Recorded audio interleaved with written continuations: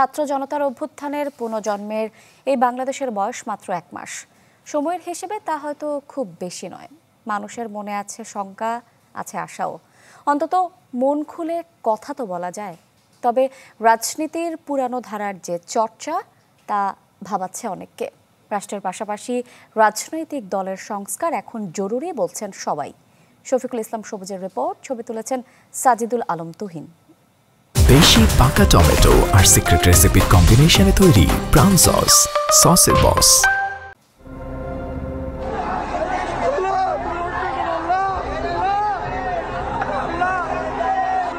লাশের স্তূপের ওপর দাঁড়িয়ে ক্ষমতা আঁকড়ে রাখতে চেয়েছিলেন শেখ হাসিনা।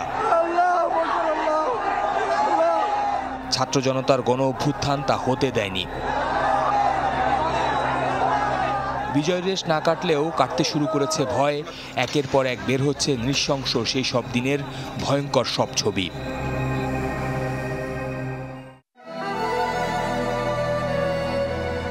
মানুষের মনে এখনো রয়েছে শঙ্কা, অনিশ্চয়তা। কোন পথে যাচ্ছে দেশ, রাষ্ট্র? একদিকে প্রাকৃতিক দুর্যোগ, আরেকদিকে রাজপথে দাবি আদায় সরব বিভিন্ন পেশার মানুষ। অস্থির সময় স্থিরভাবে দেশ পরিচালনার কার্যক্রমই এখনো শুরু করতে পারছে না অন্তর্বর্তী সরকার।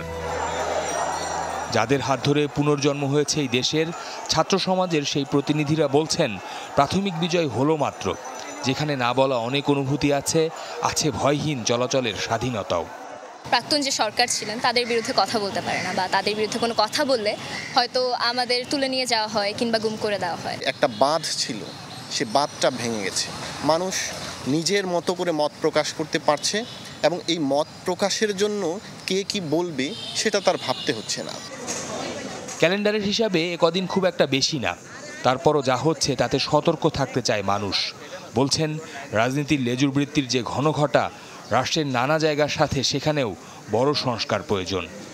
আমরা এ দল ও দল ক্ষমতার লড়ালড়ি করি, কিন্তু গরিব যারা আছে, গরিব জনগণ, তারা মাঠে মারা যায়।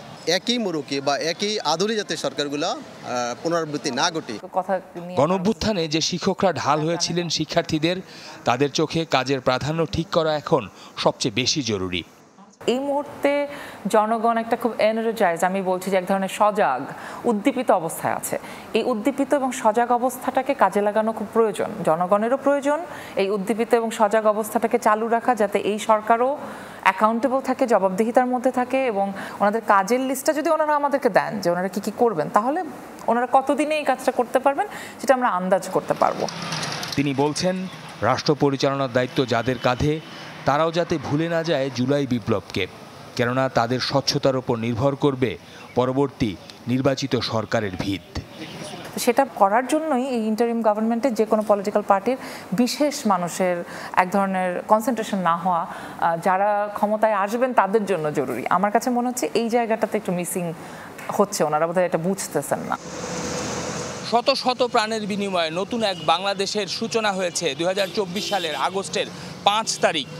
এই সময়ে যারা গণ অভ্যুত্থানে নেতৃত্ব দিয়েছেন, সাধারণ মানুষ রাজপথে ছিলেন, তারা সবাই বলছেন যে চেতনা এবং মূল্যবোধকে সামনে রেখে বুলেটের মুখে বুকের তাজা রক্ত বিলিয়ে দিয়েছিলেন সাধারণ মানুষ। সেই চেতনা যাতে হারে হারে, মর্মে মর্মে উপলব্ধি করতে পারেন আগামী রাজনীতিবিদরা, যারা সামনের বাংলাদেশকে নেতৃত্ব দিবেন। শফিকুল ইসলাম সবুজ, চ্যানেল 24, ঢাকা।